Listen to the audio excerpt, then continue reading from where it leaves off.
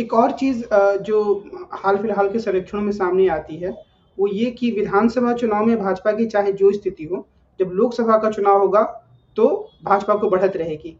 जैसे कि जो इंडिया टीवी का सर्वेक्षण है, उसमें ये दिखाया गया है कि तेलंगाना में अगर लोकसभा के चुनाव अभी हुए, तो 8 सीटें मिलेंगी बीआरएस को, 6 सीटें मिलेंगी भाजपा को और 3 सीटें मिलेंगी कांग्रेस को।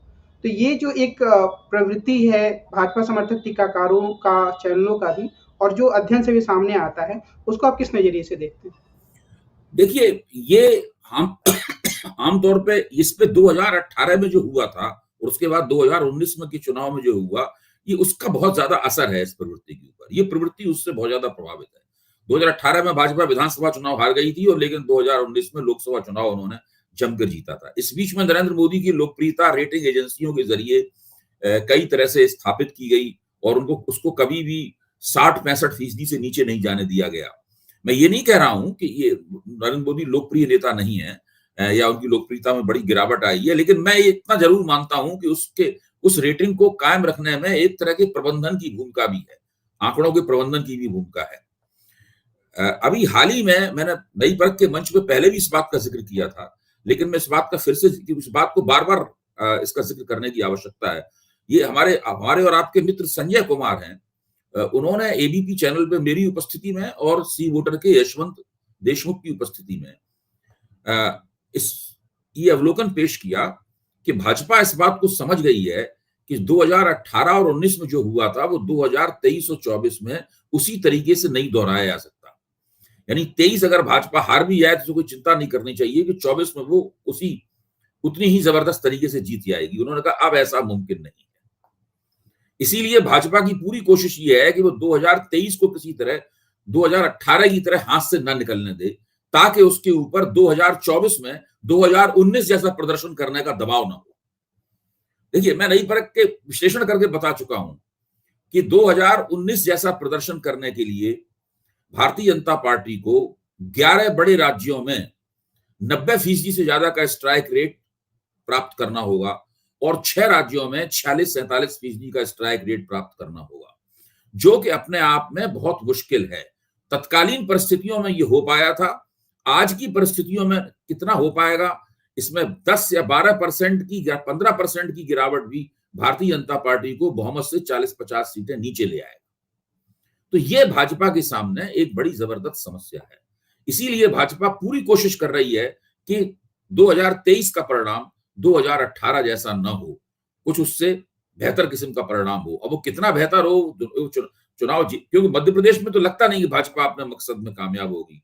तेलंगाना में वो वैसे ही काफी पीछे है और पिछले चुनाव में भी 2018 में तेलंगाना में उसने कोई तीर नहीं मारा था।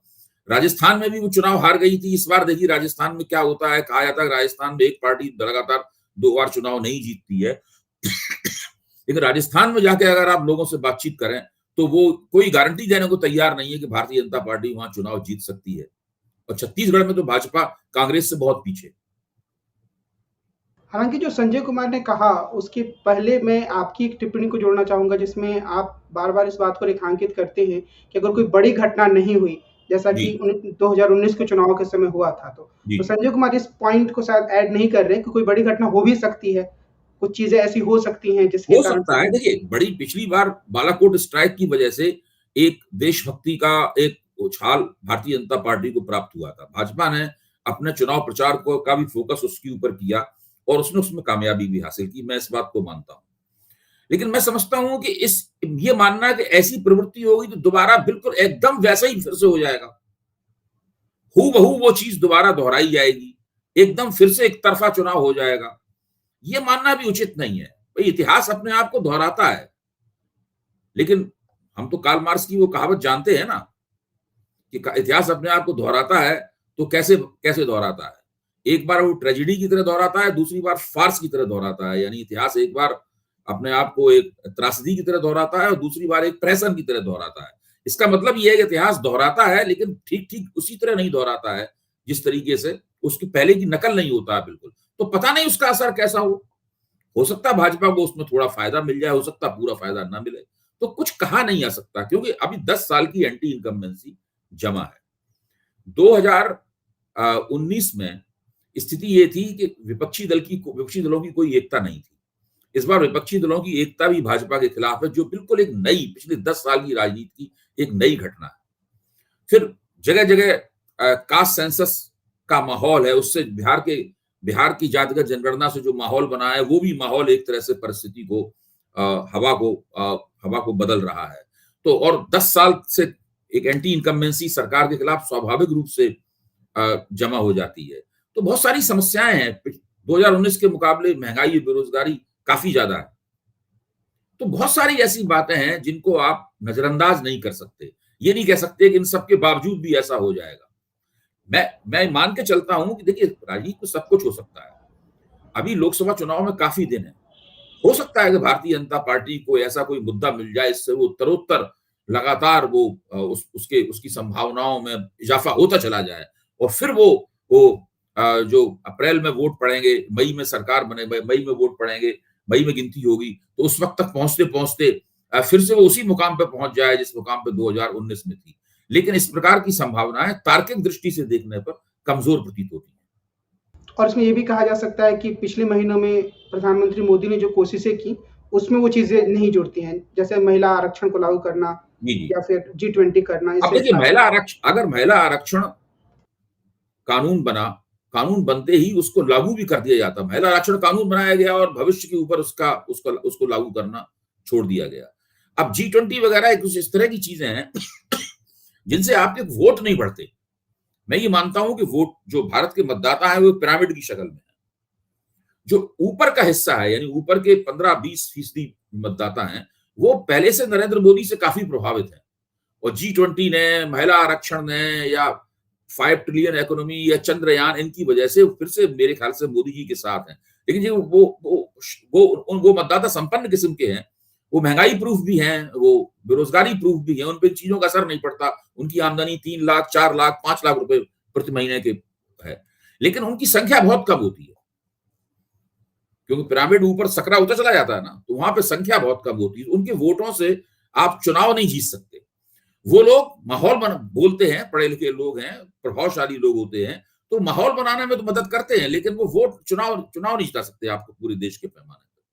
फिर पिछली बार आप देखिए, कर्नाटक में बहुत ही बेहतरीन प्रदर्शन किया था भारतीय जनता पार्टी ने।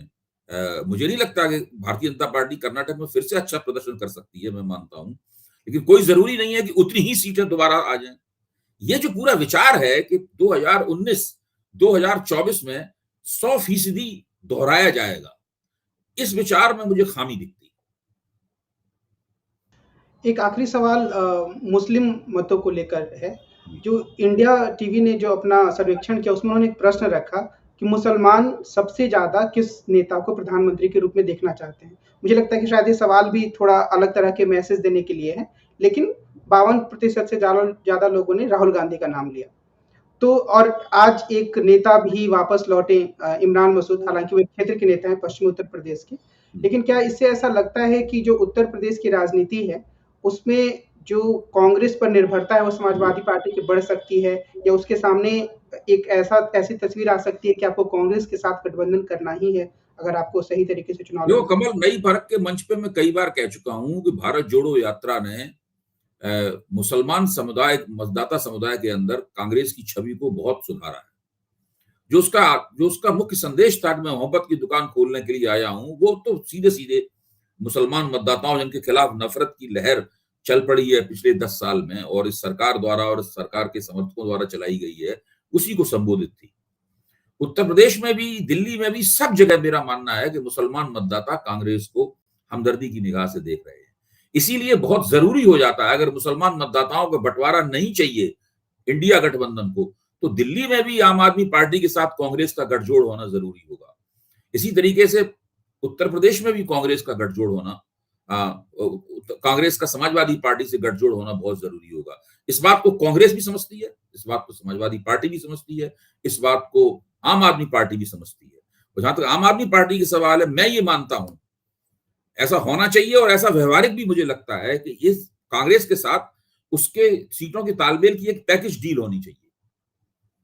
वो डील गुजरात, पंजाब और दिल्ली को लेकर उनकी पैकेज डील होनी चाहिए। अगर ये पैकेज डील हो गई तो भारतीय जनता पार्टी के लिए गुजरात में भी कुछ सीटें छिन सकती हैं भाजपा से, पंजाब में तो और कोई कुछ जीत ही नहीं पाएगा, बिल्कुल साफ हो जाएगा मैदान, और दिल्ली के अंदर भी बहुत कड़े मुकाबले का सामना करना पड़ेगा भाजपा को। लेकिन क्या बार-बार जो ये मुस्लिम मतदाताओं से पूछने का जो तरीका है, क्या सांप्रदायिक तरीका माना जा सकता है या इसकी स्वीकृति होनी चाहिए लोकतंत्र में? देखिए, अगर मुसलमान मतदाता किसको वोट देंगे, उनके मुद्दे क्या हैं, इन तमाम बातों के ऊपर तो बातचीत होती रहती है। अब सवाल इस बात का है कि मुसलमानों को किस दृष्टि से देखा जाए, एक समुदाय के रूप में, एक धर्मावलंबी के रूप में देखा जाए या विभिन्न जातियों में बड़े समुदायों की तरफ देखा जाए, इस बात के ऊपर हमेशा से ही बहस होती है। और हम लोगों ने जब अभी बिहार की जातिगत जनगणना का विश्लेषण किया था, तो हम लोगों ने कहा था कि भाई वहां पे मुसलमानों को एकाश मोनोलिथिक रिलीजियस कम्युनिटी, धार्मिक मजहबी समुदाय के रूप में देखने से परहेज की गई है।